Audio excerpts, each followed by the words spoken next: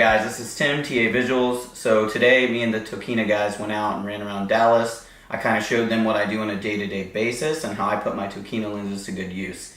You'll see me primarily using the 20mm f2. I shoot a lot of wide cityscapes, but they gave me the 100 2.8 macro, and I have to say I'm definitely going to be grabbing this lens. It's something that kind of gives you a different versatility and changes your perspective. It's great for street photography. It's amazing for macro photography, of course, and I could even see myself using it in like lifestyle, portraits, that sort of things too. I think 100mm is a great focal length for that.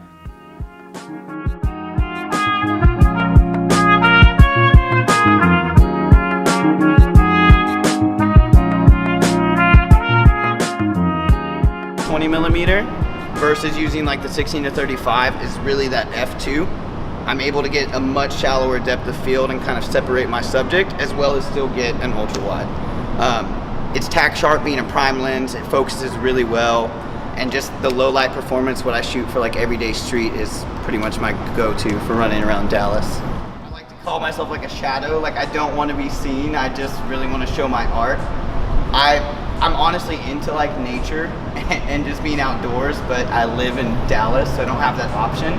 So instead of like adventuring, like going and hunting for mountains, which you know it's super flat here, I just explore my city. I don't have any mountains to climb, so I just get on like rooftops and then see what, you know, perspective I can share that maybe someone else hasn't seen before.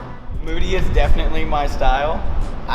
If it rains, you know where to find me. I'm gonna be on a rooftop, or I'm gonna be at ground level shooting reflections and puddles. So showing off like a moody side of the city just kind of helps me convey like who I am and what I think I see.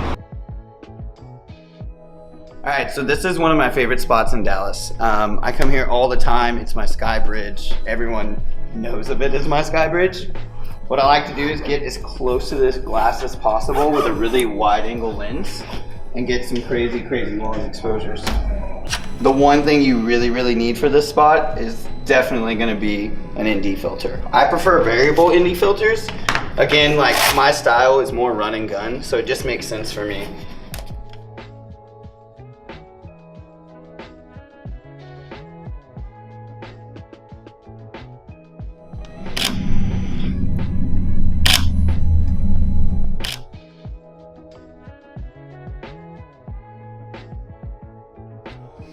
I chose Sony strictly for the fact that I had that live EVF. I was able to see my exposure and kind of have an idea, as well as just like everything I heard about it. Like, the autofocus is amazing. You can use native glass. You can adapt Canon lenses. There are just too many good features. And I, of course, always shot with that Tokina 11-16. So that was like the hardest step away for me, was like some of my biggest photos, or the photos that did best, were on that lens. And I didn't really have that option anymore.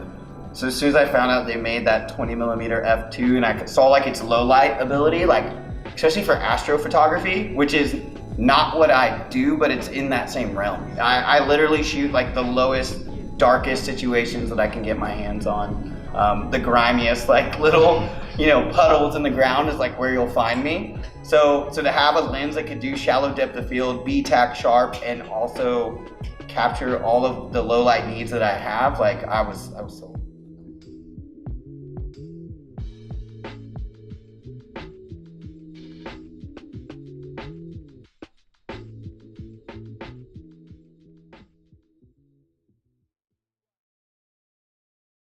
Thank you guys so much for following me around Dallas. I really appreciate it.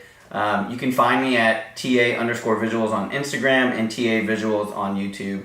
I'm gonna be sharing my editing process, my behind the scenes. I'm gonna do a lot more of like my actual branded content and what I do on a day-to-day basis. Being a full-time creative is still really new to me, but it's an experience that I wouldn't change for the world. So hopefully you guys will join me, and feel free to reach out and ask questions. All right, guys, later.